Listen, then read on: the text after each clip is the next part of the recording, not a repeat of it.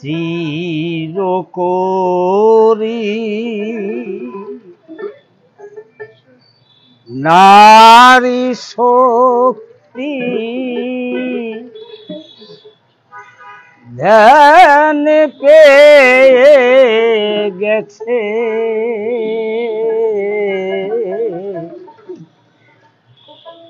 অনাহত ডমরু তাই বীরনাদে বাজে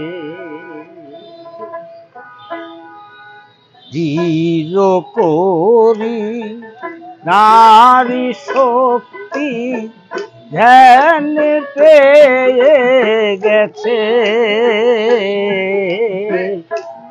অনাহত ডমরু তাই বীরনাদে বাজে অনাহত ডমরু তাই বীরনাদে বাজে।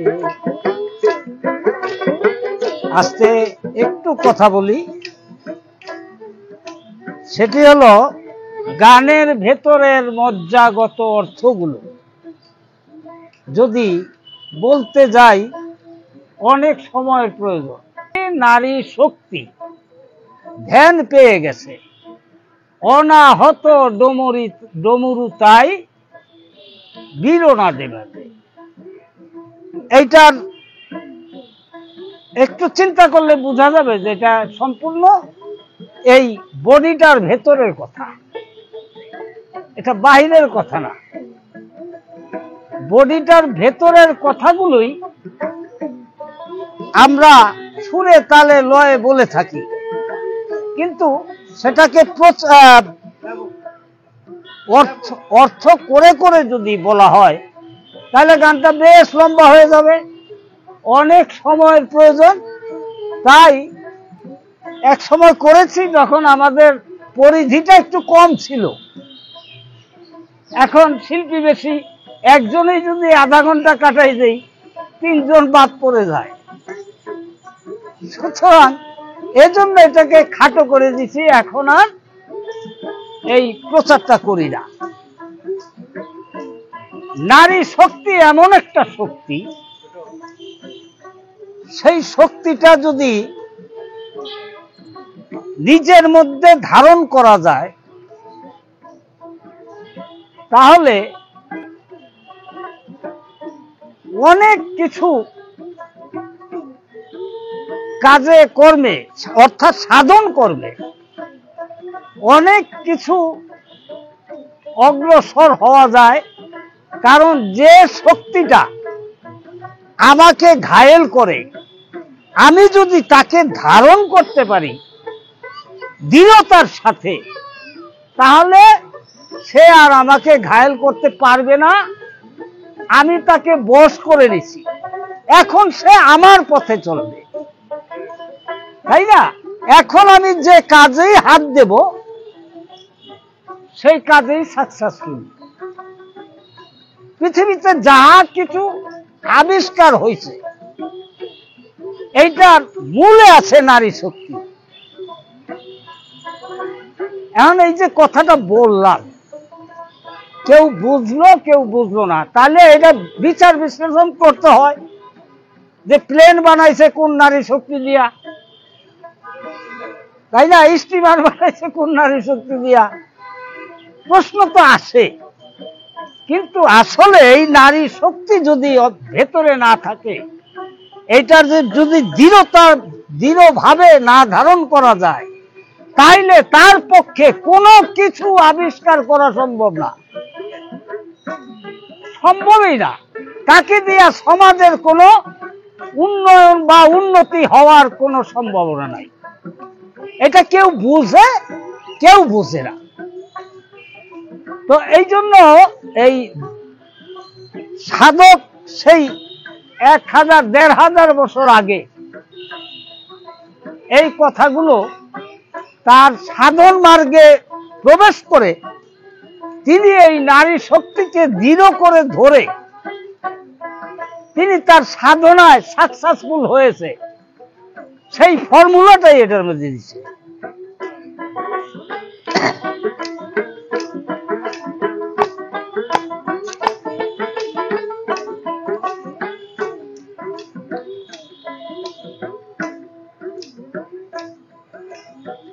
কানহু কাপালি যোগীর পিছে ভুলছ কোন দেশে,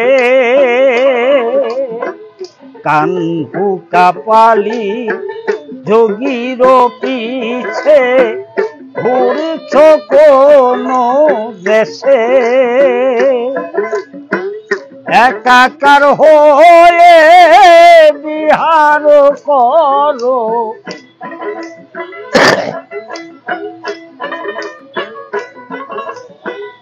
একাকার হয়ে বিহার করো দেহ নগরীতে এসে, অনাহত ডমরু তাই বীরনা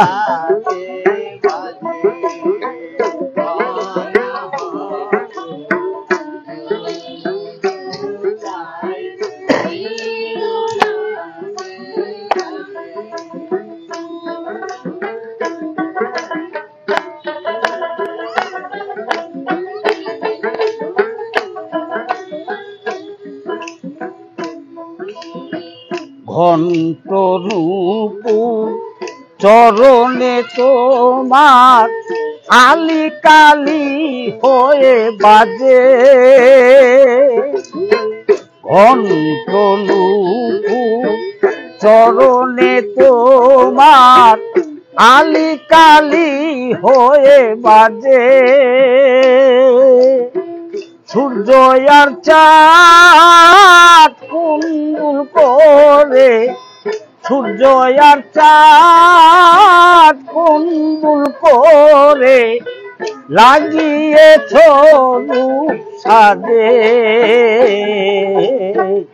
অনাহত ডমরু তাই বীরনাদে বাজে, অনাহত ডমরু তাই বীরনাদে বাজে।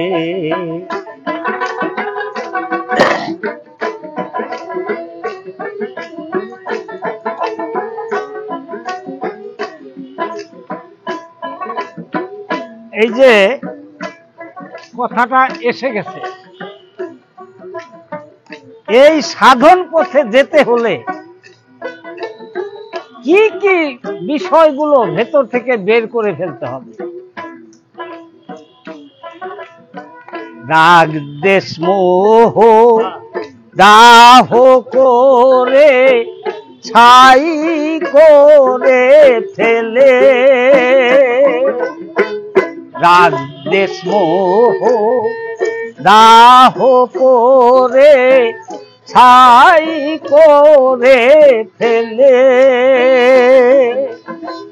পরম মুখের মুক্তারো হার, পরম মুখের মুক্তারো হার পড়েছি আপন গলে, অনাহত ডমরু তাই বীরনাদে বাজে,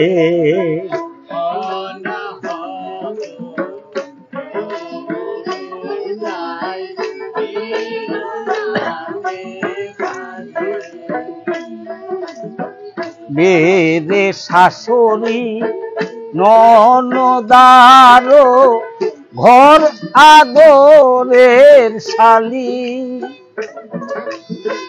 মেরে শাশুড়ি ননদারো ঘর আদরের শালি, ওই যে রাগ দেশ মোহ তার স্বরূপ হচ্ছে ননদ শাশুড়ি, আর হচ্ছে আদরের শালী, শাশুড়িরও রাগ, সব সময় তার পুত্রবধূর দিকে একটু রাগের দৃষ্টিতেই তাকায়, একটু উলট পালট করলেই বাস হয়ে গেল, তাই না? আচ্ছা, ননদ উনি হলো হিংসা, উনি সব সময় ভাবির দিকে হিংসা করে। কেন? ভাবি একটু ভালো করে সাজলেন, দেখছো নি কিরকম সাজছে, তাই না? এই যে হিংসা, রাগ, দেশ, দেশ হলো হিংসা। আর ঘর আদরের শালী, এইটা হলো মোহ, মায়া বা কাম। এই মোহ মায়ায় যারা এই পৃথিবীতে লিপ্ত থাকে, তারা আল্লাহ, খোদা, পীর, মুর্শিদ এগুলা কিছু বোঝে না, শুধু বোঝে কাজ করি, খাই। গরু গরু তো যেমন ওই খেতে ছেড়ে দিলে ঘাস খাইতে থাকে, যতক্ষণ ঘাস আছে খাবে, আমিও যতক্ষণ পাতিলে ভাত আছে ততক্ষণ খাবো। কাজেই এই গানগুলো যে পরম স্রষ্টার সাথে সংযোগ করার যে পথ, যে রাস্তা, এই রাস্তা দিয়েই প্রবেশ করতে হয়। এই রাস্তার পদে পদে বাধা আছে, সেই বাধাগুলো অতিক্রম করতে হয়। অতিক্রম না করে সেখানে যাওয়া সম্ভব না। আমি আমার স্রষ্টাকে যদি জানতে চাই, চিনতে চাই, বুঝতে চাই, তাহলে ওই পথেই যাইতে হবে, অন্য কোথাও দিয়া সম্ভব না। রাগ দেশ মোহ দাহ করে ছাই করে ফেলে, পরম মুখের মুখ তারো হাত,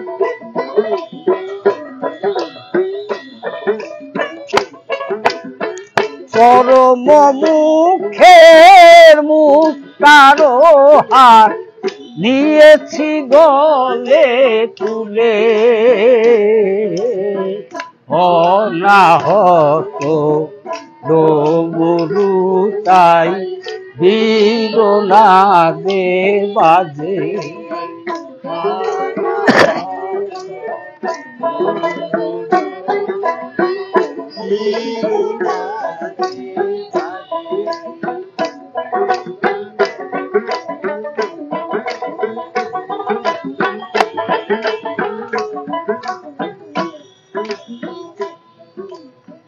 মেয়ে শাশুড়ি ননদারো ঘর আদরের শালী, মেয়ে শাশুড়ি ননদারো ঘর আদরের শালী, মায়া হত্যায় হয়েছে কাঙ্গু, হয়েছে কানু, মায়া হত্যায় হয়েছে কানু, বিশুদ্ধ কাপালি, অনাহত ডমরু তাই বীরনা দে বাজে, অনাহত ডমরু তাই বীরনা দে বাজে, অনাহত ডমরু তাই বীরনা দে বাজে, অনাহত ডমরু তাই বীরনা দে বাজে। জয় গুরু।